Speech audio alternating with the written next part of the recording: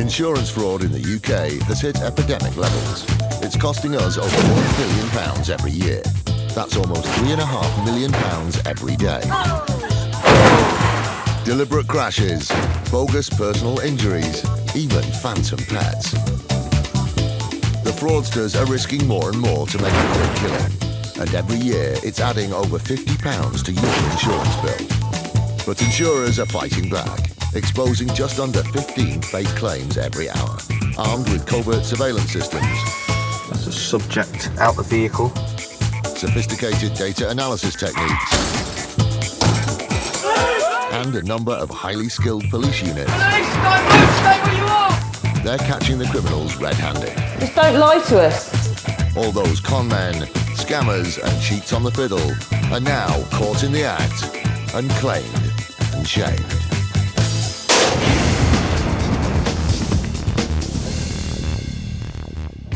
Coming up, a gentle afternoon drive leads one unsuspecting motorist headfirst into a crash for cash scam. There's absolutely no reason for those brakes to come on. This is an induced collision. One claimant needs to brush up on his communication skills. He couldn't stop himself calling me love. The theft did happen, love. Oh, I have to keep calling them. And a moped rider's claim falls flat.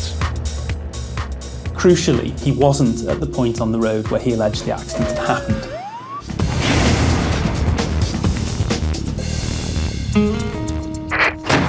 The City of London Police's Insurance Fraud Enforcement Department, or IFED, is a dedicated team of detectives committed to stopping insurance fraud cheats.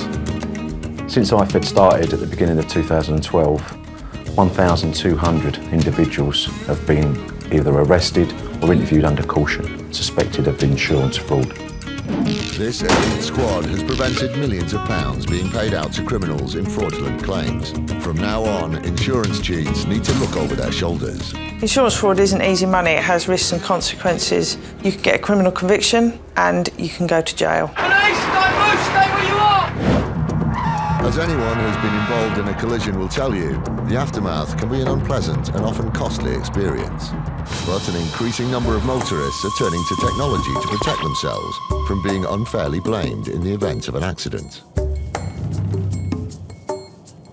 Over the last few years, as costs have come down, more and more people have been making use of their own dash cams in their vehicles, and these have proven to be very useful for things such as insurance claims.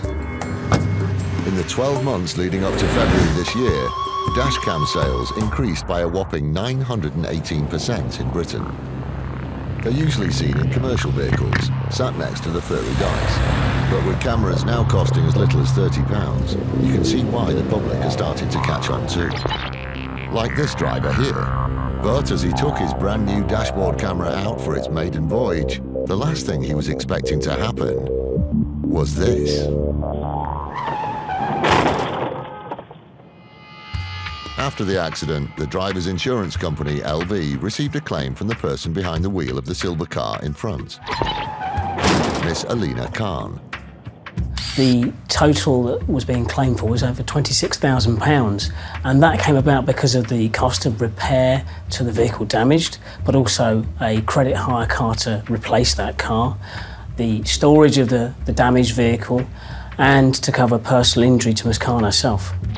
Fortunately, the dashcam footage supplied by their customer provided LV with the perfect eyewitness account of what had happened. However, upon examining it, they realised something wasn't quite right and passed the case on to the Insurance Fraud Enforcement Department, who took up the investigation. Khan said that she'd been driving through the town centre of Manchester at quite a busy time of day, lots of other cars and people around, when she'd been caused to come to an emergency stop, and that's what caused the car following her to collide with the back of her. From what Ms. Khan told her insurance company, this appeared to be a genuine accident, much like any other that happens up and down the country every day. After watching the footage, IFED investigators soon shared the insurer's concerns that this was anything but a genuine accident. There were a number of things about this claim that raised suspicions. Okay, so as you can see, this is Miss Khan's silver Audi in front. The road is clear in front of the silver Audi, and there it goes, the brakes come on. but there's absolutely no reason for those brakes to come on. There's nothing in front.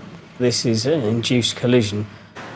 As if Miss Khan slamming on her brakes for no apparent reason wasn't suspicious enough, the footage also highlighted something else that pointed toward foul play.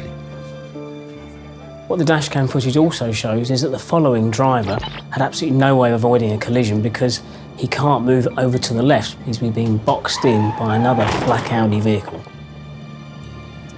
This is quite a classic kind of MO. You have to have another vehicle there to either act as a decoy to nominally cause the brakes to come on, or to force the following vehicle, the target, that it's got nowhere else to go, so it has to crash.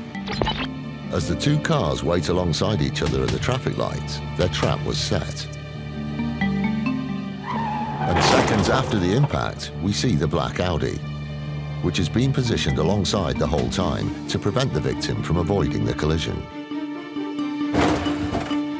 Convinced that they were dealing with a classic case of crash for cash, IFED continued with their investigation, and as they looked into Khan's car, the evidence really began to pile up. Part of the costs of this claim were the courtesy car replacement vehicle for Miss Khan's Audi, a black Audi, and the investigation revealed that the car boxing in the other driver was the car that she later used as a courtesy car. So, not only had Khan deliberately caused the crash with an unsuspecting driver, she also had the nerve to claim for a courtesy car, when in fact it belonged to her accomplice. But Khan's lies didn't end there.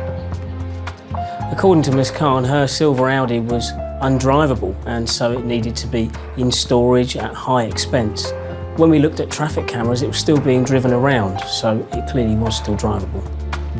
With every element of Khan's claim proving to be fraudulent, IFED turned their attention to the claims management company, who were pursuing the claim on her behalf. AMC Claims Limited in Manchester.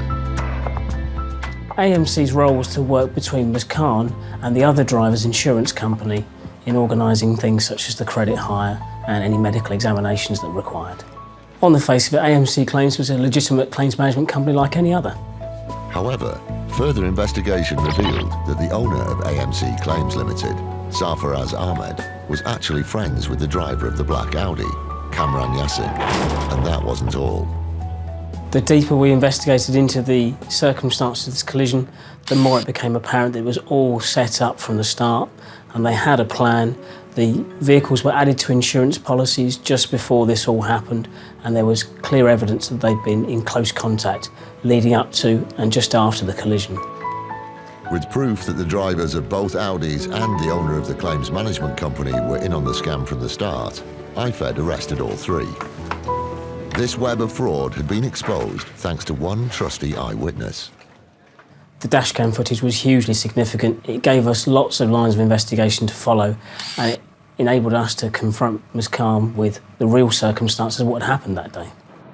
At trial, all three of those people were found guilty by a judge. I don't think any of those three people were surprised to be arrested, but certainly they showed no remorse whatsoever throughout our investigation or at court. Justice was served when Alina Khan received a 14-month suspended sentence, and Kamran Yassin, who was behind the wheel of the black Audi, received a 16-month suspended sentence, along with 280 hours of community service. The owner of the claims company, Sarfaraz Ahmed, also pleaded guilty and awaits sentencing. I think this goes to show that insurance fraud isn't a victimless crime that happens with a load of paper being moved around somewhere. It happens on our streets. It is almost like daylight robbery. I think if these three hadn't have been stopped, they'd have carried on orchestrating collisions on the roads and hurting members of the public. Sadly, in this country, we have had serious injuries and deaths from crash for cash scams, and that shows why it's so important to investigate and stop people like this.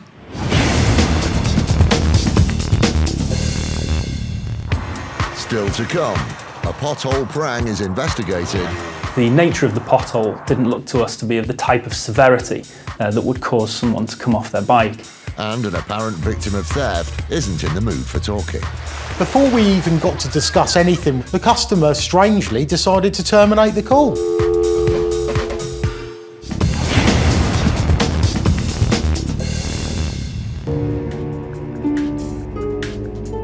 Increasingly, insurers are turning to dedicated claims handling companies. ICOG use specialist techniques to weed out the genuine claims from the bogus ones. Managing Director Tara Shelton has dealt with hundreds of claims over the years. With one of the most common claims being high-tech camera equipment, Tara and her team have so far saved the media industry over £1 million. And of all the cases of nicked kit she's dealt with, one in particular stands out. He had hired equipment, he said, to make a music video over the weekend in the famous Brick Lane in London.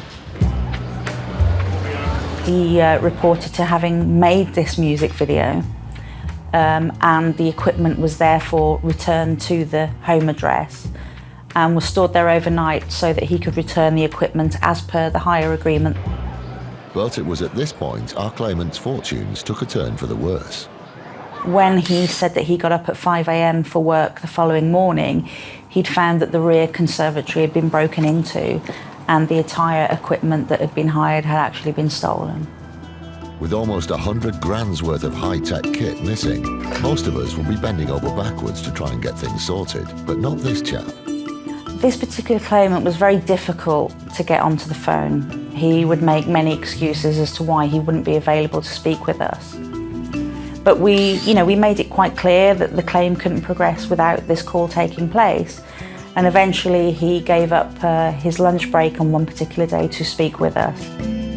But rather than move his claim forward, the phone call well and truly put the skids on it. What he explained on the phone call was very alarming because he had absolutely no depth and no detail to offer about the incident. And one example of this was what it was he actually saw when he came down the stairs and saw that the equipment had been taken. So if you can just go nice and slow and clear for me, please. Just tell me in your own words exactly what happened. Well, basically, you've got the cameras, basically done the shoot, got the cameras back, and next thing I know, I'll get up in the morning, and basically, they were gone. Unsurprisingly, such a vague account wasn't exactly ticking all the boxes for Tara. But what was even more interesting about this particular claimant is he said there were about 20 people involved in that project. An extensive cast and crew would surely mean that Tara could finally get some answers. I'll need to know the names of the people involved in this. You need to know the names? Why is that? Because we need to speak to those people. It's quite a lot of money that's gone missing here. So it is sort of proportionate to the value of the claim, you see. So can you tell me who was involved in the video? Well, not really. He might not have been much of a talker, but judging by the level of cover he'd taken out, this fella clearly knew his stuff. This particular policy is quite a specialist scheme policy where it's purchased from a broker, and it's predominantly for people who actually do work in the media industry. So in other words, you would need to be suitable for the policy by having that experience. So it sounds like this chap was rubbing shoulders with the likes of Spielberg. And what's your occupation? I work in a warehouse. Right, okay. And then what do you do there? Yeah, stack shelves and stuff, love. Unlike the shelves in the warehouse, this claim wasn't stacking up.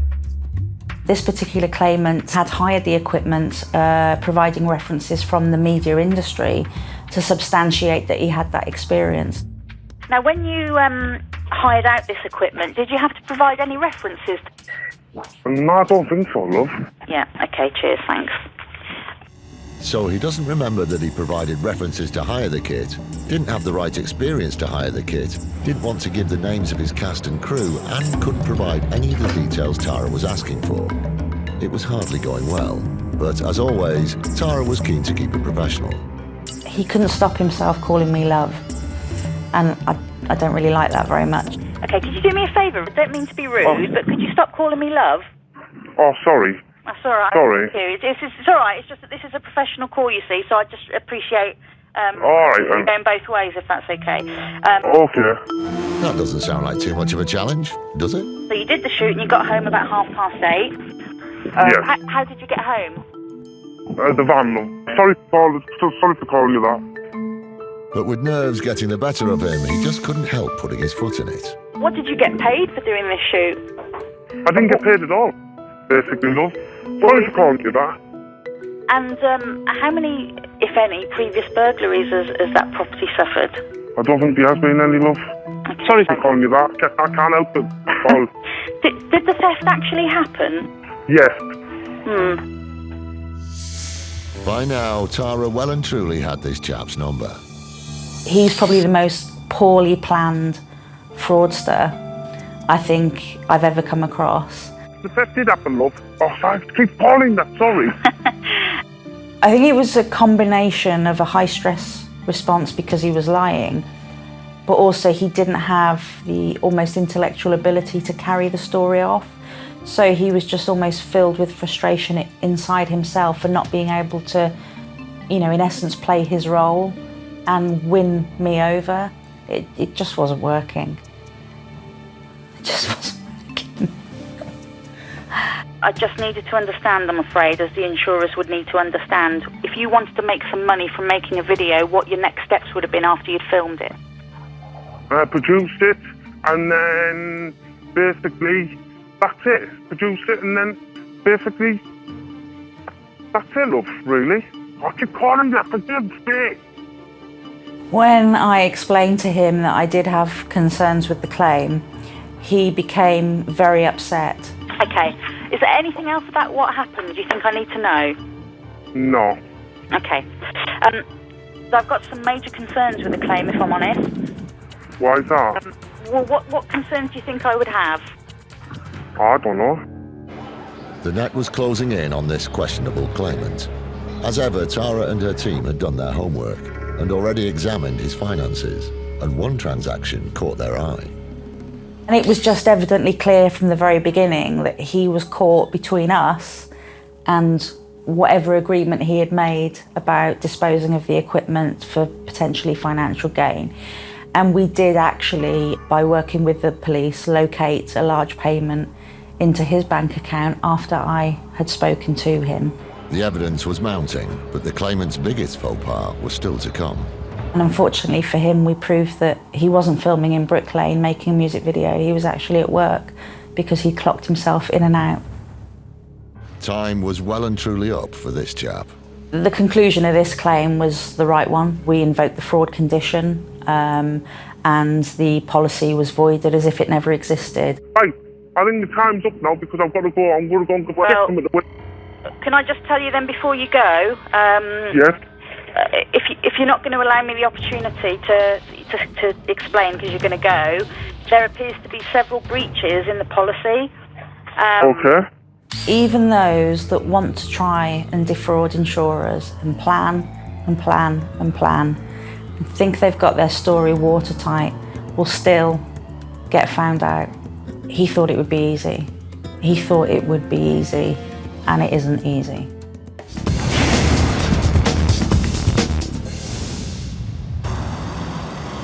There are over 180,000 road accidents each year, and statistics say that if you're on two wheels, then you're more likely to be seriously injured. Peter Wake is a partner at law firm Wakeman, who represents Halton Borough Council. And in 2010, they received a claim from a moped rider who was holding them responsible for a recent fall. The initial claim brought by Mr. Condren was for £50,000 worth of damages, that's personal injury damages and loss of earnings, in relation to an alleged accident on the highway when he said he'd fallen off his moped as a result of an alleged pothole in the road. The rider was Daniel Condren, and according to the details on his claim form, the effects of the fall were long-lasting.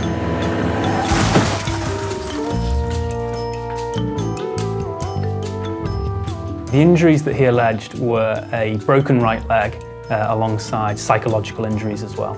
After the accident, Mr. Condren instructed a local firm of personal injury solicitors to bring a claim against the council. The basis of the claim was that his accident was caused by a pothole in the road, and therefore he alleged the council was liable for failing to maintain the road.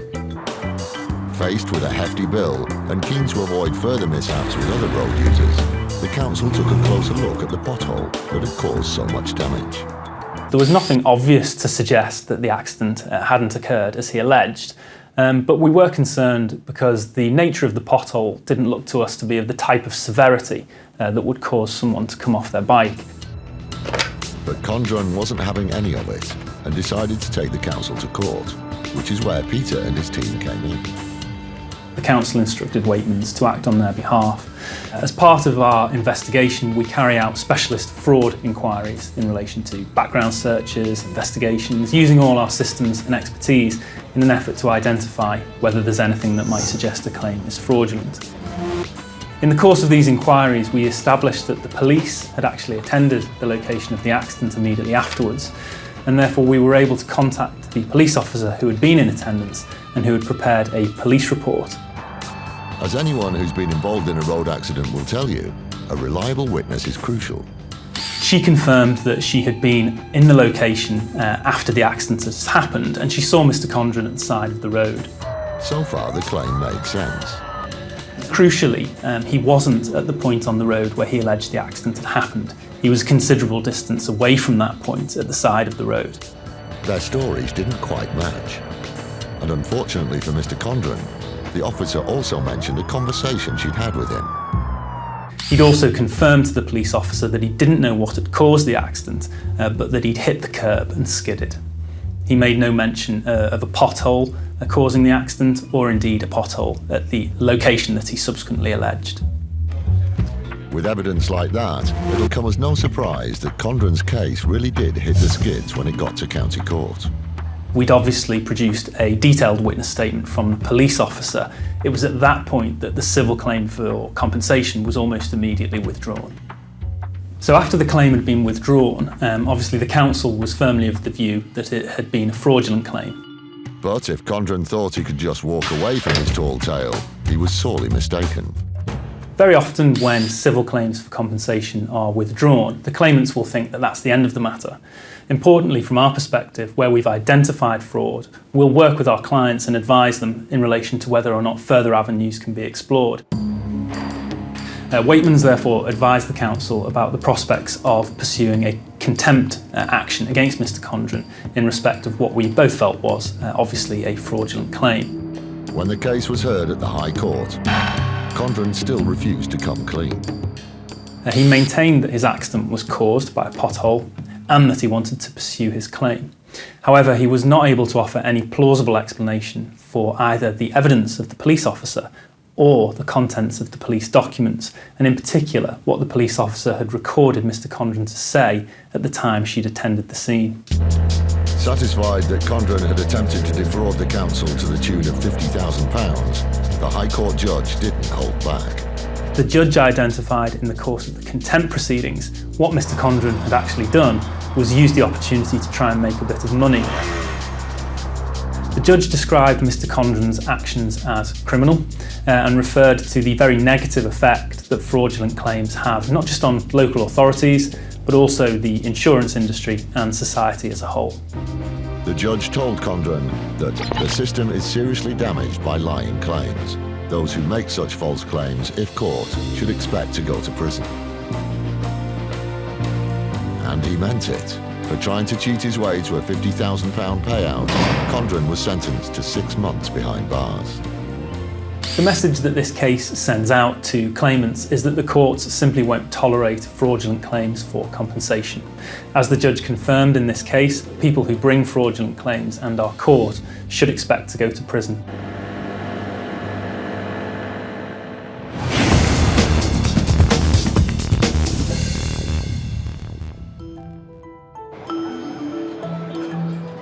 In this day and age, most of us can't imagine life without our trusted smartphone.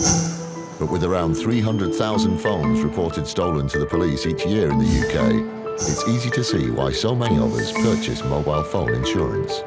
However, when it comes to making a claim, insurers hear all kinds of excuses, as Simon Cook from Sega is all too familiar with.